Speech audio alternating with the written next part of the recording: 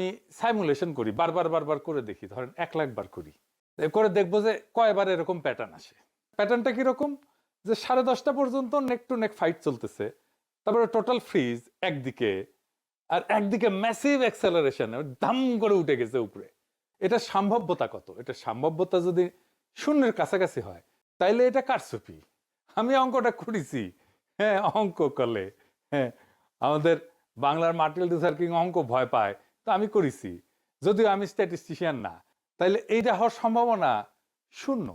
মানে 1,90,000 বিলিয়ন কোটি বার যদি আপনি এটা করেন, তাহলে একবার আপনি এটার চান্স আছে। মানে বুঝেছেন তো এডিটর সাহেব, লিখে দেন 1,90,000 বিলিয়ন কোটি বার আপনি যদি এটা সাইমুলেট করেন, প্রায় অসীম সংখ্যায়, তাহলে একবার এটা হওয়ার সম্ভাবনা আছে। এই এই এই নির্বাচনে যেটা হয়েছে, কি রেকর্ড দেখেছেন, গিনেস বুকে ঠাঁই পাবে বিএনপি দল হিসেবে। এবং তাদের বুদ্ধিজীবীরা এইরকম আসন সংখ্যার কথাই কিন্তু বলছে, 200-র বেশি পাবে বলছে না, বলছে জামাত এনসিপি 80টার মতো পাবে, তাই হয়েছে। আমার প্রশ্ন হইতেছে, এত নিখুঁত প্রেডিকশন কেমনে করলো? তার মানে আগে থেকে সাজানো ছিল, তাই না?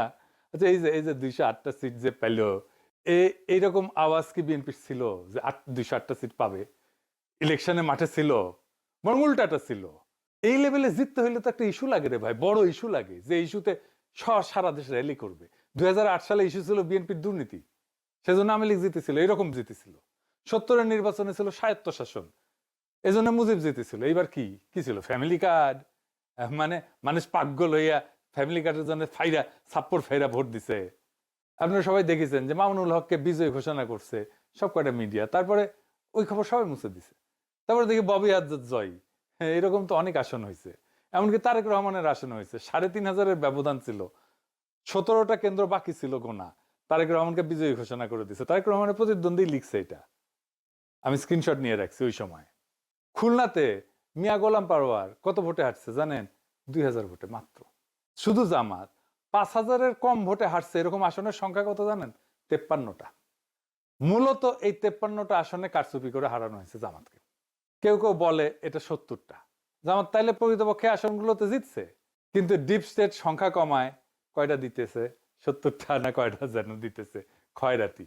এটা তো বিএনপির শক্তি না, এটা ডিপ স্টেট, আওয়ামী লীগ আর প্রশাসনের শক্তি। তার উপরে ভর করে তারেক রহমান দেশ চালাবে।